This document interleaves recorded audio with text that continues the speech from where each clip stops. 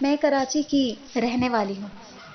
میں جب پیدا ہوئی تو میرے والد کی خوشی کی انتہا نہ رہی اور انہوں نے پورے محلے میں 3 روز تک مٹھائی بانٹی تھی، کیونکہ میں اپنے 7 بھائیوں کے بعد پیدا ہوئی تھی۔ میں اپنے 7 بھائیوں کی اکلوتی بہن تھی۔ میرے والدین نے مجھے اور میرے 7 بھائیوں کو ایک اچھے اسکول میں داخل کروایا۔ میرے 7 بھائیوں کو میٹرک کروانے کے بعد والد صاحب نے اپنے کام پر لگا لیا، کیونکہ ان کا کام دن بہ دن بڑھتا جا رہا تھا اور ان سے اکیلے اتنا کاروبار سنبھالا نہیں جا رہا تھا۔ مجھے پڑھنے کا بہت شوق تھا، اس لیے مجھے والد صاحب نے پڑھنے دیا، مگر میں نے جیسے ہی BA مکمل کیا انہیں میری شادی کی فکر لگ گئی، کیونکہ میں اب 20 سال کی ہو چکی تھی۔ خاندان میں کوئی مناسب رشتہ نہ ہونے کی وجہ سے امی نے ایک رشتے کروانے والی کو کہہ دیا اور بہت جلدی ہی وہ میرے لیے رشتہ لے کر آ گئی۔ لڑکا ایک پرائیویٹ ادارے میں ایک اچھی پوسٹ پر لگا ہوا تھا۔ لڑکا بھی اچھا تھا اور سب سے بڑھ کر یہ کہ مجھے اور میرے گھر والوں کو یہ رشتہ پسند آ گیا۔ میری رضامندی سے میرے والدین نے اس رشتے کے لیے ہاں کر دی۔ 2 مہینے بعد میری شادی بڑے دھوم دھام سے ہو گئی۔ میں دلہن بن کر شوہر کے گھر آ چکی تھی۔ شوہر کو میں نے اپنی سوچ سے بھی بڑھ کر پایا تھا۔ ان میں ہر وہ خوبی تھی جو ایک اچھے مرد میں ہوتی ہے۔ میرے سسرال میں کل 7 لوگ رہتے تھے، جن میں میری ساس، سسر، 3 دیور اور ایک نند رہتی تھی۔ مگر سسرال میں آ کر میں نے ایک عجیب چیز نوٹ کی کہ کھانا ہمیشہ 8 لوگوں کے لیے پکتا تھا۔ ابھی میری شادی کو 2-3 دن گزرے تھے، اس لیے گھر کے سارے کام میری ساس ہی کرتی تھی۔ میرے سسر اور شوہر جاب کرتے تھے، اس لیے وہ جلدی جلدی ناشتہ کر کے دفتر چلے جاتے۔ شوہر کی وجہ سے میں بھی جلدی جاگ جاتی اور جب ہمارا ناشتہ کمرے میں آ جاتا تو میں بھی اس کے ساتھ ناشتہ کر لیتی۔ وہ ناشتے کے بعد دفتر چلے جاتے اور میں اپنے کمرے کی صفائی کر کے باورچی خانے میں آ جاتی تھی، جہاں میری ساس ناشتہ بنا رہی ہوتی۔ میرے 3 دیور بھی ابھی چھوٹے تھے اور ان میں سے 2 اسکول جاتے تھے، جبکہ بڑے والا کالج جاتا تھا۔ اس لیے صبح سویرے وہ سب بہت شور مچاتے تھے اور جب وہ تینوں گھر سے نکل جاتے تو گھر میں بالکل خاموشی چھا جاتی، کیونکہ اب گھر میں میری ساس، نند اور میں ہی رہ جاتی تھی۔ ایسے میں میری ساس 2 پراٹھے بنانے کے بجائے 3 بنا لیتی تھی، بلکہ مجھ سے نظر بچا کر ایک چھوٹی سی ٹرے سجا لیتی تھی۔ میری نند وہیں باورچی خانے میں ناشتہ کر لیتی اور پھر اسکول چلی جاتی۔ ایسے میں وہ چھوٹی سی ٹرے دیکھ کر میں حیران رہ جاتی، مگر میری ساس میرے باورچی خانے میں ہونے تک وہ ٹرے مجھ سے چھپا کر رکھتی تھی۔ ابھی میری شادی کو 1 ہفتہ ہوا تھا، اسی لیے میں یہ دیکھ کر سوچتی رہتی تھی کہ اس گھر میں 8واں کون تھا جس کے لیے میری ساس ٹرے سجاتی تھی۔ میری ساس نے مجھے بری میں 3 فینسی جوڑے دیے تھے۔ ان کا کہنا تھا کہ میں روز شوہر کے آنے سے پہلے نہا دھو کر بری میں سے ایک جوڑا نکال کر پہن کر لوں۔ مجھے فینسی جوڑے پہننے کا شوق بالکل بھی نہیں تھا، مگر ساس کے کہنے پر میں روز ایک قیمتی فینسی جوڑا پہننے لگی۔ مگر حیرت کی بات تو یہ تھی کہ جب میں نہا کر نکلتی تو ساس مجھے کہتی، بہو اپنا پرانا جوڑا مجھے دے دو۔ وہ گندا ہو گیا ہوگا. میں تمہیں اس کے بدلے بازار سے نیا جوڑا لا دوں گی. ان کی یہ بات مجھے بڑی عجیب لگتی، مگر میں چپ ہو جاتی، انہیں اپنا پرانا جوڑا دے دیتی اور مجھے اس کے بدلے ایک نیا جوڑا لا دیتی. میں ان کی یہ بات سمجھ نہ پائی تھی. پھر ایک دن میری نند نے اپنے اسکول کے لیے کچھ چیزیں خریدنی تھی. میری ساس اور نند بازار جانے کے لیے تیار ہونے لگی. مجھے کہا کہ تم بھی ہمارے ساتھ چلو، آج میں تمہیں تمہاری پسند کا جوڑا لے کر دوں گی. میں گھر میں اکیلی بور ہو رہی تھی، اسی لیے میں ان کے ساتھ بازار چل پڑی. ویسے بھی میری نئی نئی شادی ہوئی تھی. پہلے میری ساس نے اپنی بیٹی کے لیے کچھ سامان خریدا اور پھر مجھے وہ ایک کپڑے کی دکان پر لے گئی، جہاں انہوں نے میری پسند کا خیال کیا اور میری پسند سے مجھے ایک فینسی جوڑا لے کر دیا. پھر اسی وقت میں نے دیکھا کہ میری نند اور ساس نے مجھ سے چھپ کر ایک بچے کے کپڑے خریدے. یہ دیکھ کر میں حیران ہوئی کہ ہمارے گھر میں اتنا چھوٹا بچہ کون تھا. پھر مجھے خیال آیا کہ شاید وہ ہمارے ہونے والے بچے کے لیے کپڑے خرید رہی ہیں. مگر پھر میں نے یہ سوچا اب یہ تو خوشی کی بات تھی، اس لیے انہیں یہ بات مجھ سے چھپانی نہیں چاہیے تھی، بلکہ وہ کپڑے مجھے دکھانے چاہیے تھے. میں یہ بات اپنے شوہر سے نہیں پوچھ سکتے تھے کیونکہ نیا نیا ساتھ تھا. وہ کہیں یہ نہ سمجھ لیں کہ میں ان کے گھر والوں پر شک کر رہی تھی، اس لیے میں نے یہ بات ان سے نہیں پوچھی، بلکہ میں تو بار بار اس بات کو نظر انداز کر دیتی تھی.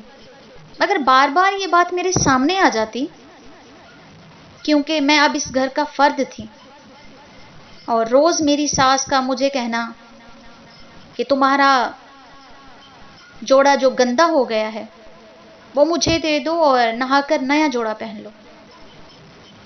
مجھے یہ سب بہت عجیب لگتا تھا.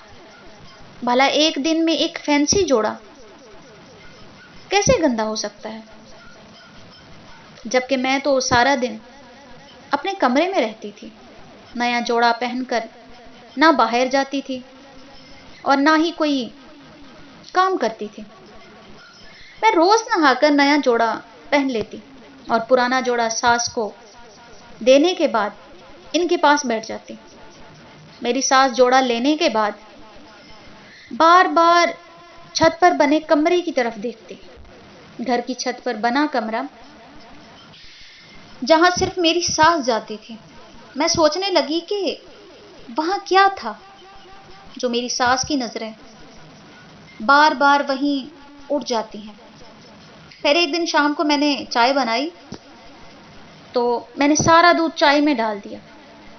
جب ہم نے چائے پی لی تب میری ساس نے دودھ کا پوچھ لیا اور میں نے انہیں بتایا کہ میں نے تو سارا دودھ چائے میں ڈال دیا تھا.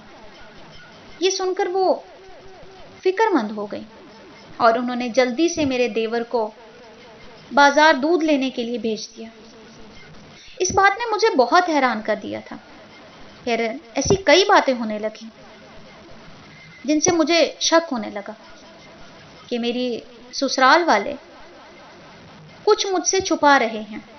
ساس کا مجھے روز نیا جوڑا لا کر دینا اور میرا پرانا جوڑا اپنے پاس رکھ لینا، یہ سب باتیں میری سمجھ سے باہر تھی. پھر دن گزرنے کے ساتھ ساتھ گھر کے کام کرنے لگی اور اب مجھ پر کھانے پکانے کی ذمہ داری بھی آ گئی تھی. اس سے پہلے گھر کے سارے کام میری ساس کرتی تھی، مگر میں اوپر والی منزل کے کمرے تک کبھی نہیں گئی تھی کیونکہ میری ساس صفائی کر دیا کرتی تھی اور وہ یہ سب اس وقت کرتی تھی جب میں اپنے کمرے میں آ جاتی تاکہ مجھے اس کے بارے میں پتہ نہ چل سکے. مگر کب تک ایسے چلتا رہتا؟ آخر میں اس گھر کی بہو تھی میں، یہ لوگ مجھ سے یہ راز کب تک چھپا سکتے تھے اور پھر وہی ہوا. ایک دن میں نے دوپہر کا کھانا پکایا. دوپہر کے وقت میں اور میری ساس ہوتے تھے، مگر میں اپنے تینوں دیور اور ان کا کھانا بھی پکاتی تھی. مگر میں اور میری ساس 12:30 بجے تک کھانا کھا لیتے تھے. اس دن میری طبیعت کچھ ٹھیک نہیں تھی، اس لیے میں نے جلدی کھانے کے بعد اپنی ساس کو بتایا اور اپنے کمرے میں آ گئی. طبیعت خراب ہونے کی وجہ سے مجھے نیند نہیں آ رہی تھی اور میں نے سوچا کہ سر درد کی گولیاں لے لوں. اسی لیے میں اپنے کمرے سے باہر نکل آئی. ابھی میں برآمدے میں ہی تھی کہ میں نے باورچی خانے میں اپنی ساس کو ایک پلیٹ میں کھانا ڈالتے ہوئے دیکھا. یہ دیکھ کر مجھے حیرانگی ہوئی، کیونکہ ابھی کچھ دیر پہلے ہی ہم دونوں ساس بہو نے مل کر کھانا کھایا تھا. کہ اچانک پھر سے میری ساس کو بھوک لگ گئی اور اسی وقت میں حیران رہ گئی جب میری ساس نے وہ پلیٹ ٹرے میں رکھ دی اور اسے اپنے دوپٹے کے نیچے ڈھانپ کر باورچی خانے سے باہر نکلی، چھت پر جانے لگی. میں جلدی سے برآمدے کے پیچھے چھپ گئی تاکہ وہ مجھے دیکھ نہ لے، اور پھر میں نے اپنی ساس کو اس کمرے میں کھانا لے جاتے ہوئے دیکھ لیا. ابھی میں وہیں پر کھڑی تھی کہ اچانک ساس نیچے آئی اور میرے بری کے جوڑے جو گندا گندا کہہ کر مجھ سے لے لیتی تھی، وہ فینسی جوڑے اٹھا کر چھت پر لے گئی. اب تو مجھے پکا یقین ہو گیا تھا ضرور اس گھر میں کچھ غلط ہو رہا ہے، کیونکہ مجھ سے یہ سب چھپایا جا رہا تھا. کہیں میری ساس میری شادی والے جوڑوں پر کوئی جادو یا تعویذ تو نہیں کر رہی تھی. میرے دماغ میں بہت ساری باتیں آ رہی تھیں. میں اس گھر کی بہو تھی اور اب اس کا حصہ بھی بن گئی تھی. آخر چھت پر کیا ہو رہا تھا؟ مجھے اس کے بارے میں بتا دینا چاہیے تھا. میں یہ بات سوچ کر اپنے سسرال والوں سے خفا ہونے لگی، مگر میں نہیں جانتی تھی یہ میرے بھلے کے لیے تھا.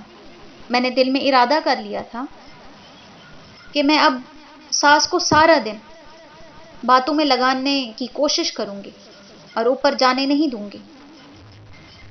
اگلے روز میں نے فینسی جوڑا پہننے سے انکار کر دیا تو میری ساس نے مجھے خوب ڈانٹا اور کہا کہ بہو، اسے ہمارے گھر کی رسم سمجھو. اگر تمہیں یہاں رہنا ہے تو یہ سب کرنا پڑے گا. میں زیادہ بحث نہیں کرنا چاہتی تھی. مجھے ڈر تھا کہ کہیں میرے شوہر کو اس بات کا پتہ چل گیا اور انہوں نے اپنی ماں کے کہنے پر مجھے چھوڑ دیا تو میں کہاں جاؤں گی. اس لیے میں نے نہا کر ساس کا جوڑا پہن لیا اور اپنا اترا ہوا جوڑا ساس کو دے دیا. مگر میں نے پلان کے مطابق ساس کو سارا دن باتوں میں لگائے رکھا. آج دوپہر کو ان کو اوپر جانے کا موقع نہ ملا. مجھے ان کے چہرے سے واضح پریشانی محسوس ہو رہی تھی. شام کو میرے شوہر آئے تو میں مجبوراً ساس کو چھوڑ کر اپنے کمرے میں آ گئی، مگر میری نظریں ساس کے کمرے کی طرف تھی. رات کے 9 بجے پھر اسی طرح میری ساس ایک ٹرے اور میرا اترا ہوا جوڑا لے کر چھت پر چلی گئی. میں چھپ کر انہیں دیکھتی رہی. اب تو اس راز کو جاننے کے لیے میرے سر پر ایک جنون سوار ہو گیا تھا. میں نے سوچ لیا تھا ایک دن اس کمرے میں جا کر دیکھنا چاہیے کہ آخر وہاں کون ہے اور میرے اتارے ہوئے فینسی جوڑوں کے ساتھ کیا کیا جا رہا ہے. آخر کار مجھے وہ موقع مل ہی گیا. ایک دن میری ساس نہانے کے لیے باتھ روم گئی. میں نے سوچا اب یہ اچھا موقع ہے کہ میں اس کمرے میں جھانک لوں. اس لیے میں جلدی سے سیڑھیاں چڑھنے لگی. سچ تو یہ تھا کہ ایسا کرتے ہوئے میرا دل دھڑک رہا تھا کیونکہ مجھے ڈر تھا کہ کوئی دروازے سے اندر نہ آ جائے، مگر میں نے پکا ارادہ کر لیا تھا، اسی لیے میں رکی نہیں اور اس بند کمرے کے سامنے پہنچ گئی۔ اور جیسے ہی میں نے اس میں جھانکا تو آگے کا منظر دیکھ کر مجھے چکر آ گئے اور میں گر کر بے ہوش ہو گئی، کیونکہ وہ تو ایک بدنما چیز تھی جو میرے سامنے بستر پر لیٹی ہوئی تھی اور میرے سارے کپڑے سامنے ایک ہینگر پر لٹکے ہوئے تھے۔ اس کا چہرہ اتنا عجیب و غریب تھا کہ میں اسے دیکھتے ہی بے ہوش ہو گئی۔ میری آنکھ کھلی تو میں نے دیکھا کہ میں بستر پر لیٹی ہوئی تھی اور سب گھر والے میرے ارد گرد بیٹھے ہوئے تھے۔ میں نے دیکھا کہ سب بہت پریشان تھے۔ مجھے ہوش میں آتا دیکھ کر میری ساس کہنے لگی، شکر ہے میری بیٹی کو ہوش آ گیا، ورنہ میں تو تمہیں اوپر والے کمرے کے سامنے بے ہوش دیکھ کر ڈر گئی تھی۔ یہ سنتے ہی مجھے وہ منظر یاد آ گیا جب میں نے اس کمرے میں جھانکا تھا۔ اس لیے میں نے گھبرا کر اپنی ساس سے پوچھا، اوپر والے کمرے میں کون تھا اور وہاں میرے سارے فینسی جوڑے کیوں لٹکائے ہوئے تھے؟ یہ سن کر میری ساس کچھ دیر کے لیے خاموش رہی اور پھر کہنے لگی، یہ بات میں نے تم سے اسی لیے چھپائی تھی کیونکہ مجھے پتا تھا کہ تم بھی باقی لوگوں کی طرح ڈر جاؤ گی، مگر تم خود ہی اس کے پاس پہنچ گئی۔ یہ کہہ کر میری ساس نے مجھے ایک نظر دیکھا اور کہنے لگی، وہ میری بیٹی ہے جو کہ اس وقت 18 سال کی ہو چکی ہے، مگر اس کا وجود ایک بچے کی طرح ہے۔ دراصل میرے 4 بیٹے اور ایک بیٹی تھی اور مجھ سے مزید بچے پیدا کرنے کی طاقت نہیں تھی، اور یہ بات مجھے اس وقت ڈاکٹر نے کہہ دی تھی جب میری بیٹی پیدا ہوئی تھی، مگر میں چاہتی تھی کہ میری ایک اور بیٹی بھی پیدا ہو، اسی لیے ایک بار پھر میں امید سے ہو گئی اور میں نے یہ بات سب سے چھپا لی، مگر یہ بات اپنے شوہر سے کیسے چھپا سکتی تھی؟ اس لیے جب میرے شوہر کو اس بات کا پتہ چلا تو اس نے مجھ سے کہا کہ اس کو ضائع کرا دو، کیونکہ ڈاکٹر نے تجھے منع کیا تھا، اب تمہاری صحت اس قابل نہیں کہ تم بچے پیدا کرو۔ مگر میں ضد پر اڑ گئی تھی کیونکہ مجھے ایک اور بیٹی چاہیے تھی۔ میری طبیعت خراب ہوئی اور میں ڈاکٹر کے پاس گئی اور اس نے مجھے بتایا، یہ میری بیٹی ہے اور یہ بچی نارمل نہیں تھی، مگر اب اسے ضائع بھی نہیں کیا جا سکتا تھا، ورنہ میری جان بھی جا سکتی تھی، کیونکہ مجھے اس وقت 8واں مہینہ تھا۔ اس لیے میں نے فیصلہ کیا میں کوئی غلط قدم نہیں اٹھاؤں گی۔ میرے دل میں یہ خیال بھی آتا تھا کہ سائنس خدا تو نہیں، اسی لیے ان کی کہی بات جھوٹ بھی ہو سکتی ہے، مگر مجھے ڈاکٹر کی بات پر اس وقت یقین نہیں آیا تھا۔ مجھے اس وقت یقین آیا جب یہ بچی دنیا میں آ گئی تھی اور ہم سب ڈر گئے تھے کیونکہ یہ کسی انسان کا بچہ لگ ہی نہیں رہا تھا۔ اس کی شکل بہت ڈراؤنی تھی۔ سب نے مجھ پر غصہ کیا، یہ تمہاری ضد کی وجہ سے ہوا ہے، اور اس بچی کو کوئی بھی گھر لے آنے کے لیے تیار نہیں تھا۔ سب کا کہنا تھا کہ اس بچی کو کوئی میڈیسن دے کر یہاں پر ہی ختم کر دیا جائے یا پھر کسی فلاحی ادارے میں جمع کرا دیا جائے، مگر میں اس کی ماں تھی، میں اسے کیسے مار سکتی تھی یا پھر اکیلا کیسے چھوڑ سکتی تھی؟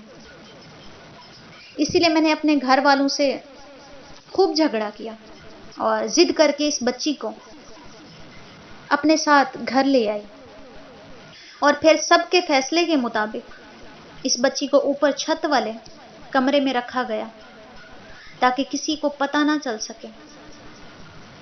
اوپر میرے علاوہ کوئی نہ جاتا اور میں خود ہی اس کا خیال رکھتی، کیونکہ اس کے بہن بھائی بھی تمہاری طرح ڈر کر بھاگ جاتے ہیں، مگر میری تو اولاد تھی اور میں نے اسے جنم دیا تھا، اس لیے مجھے اس کا خیال رکھنا تھا۔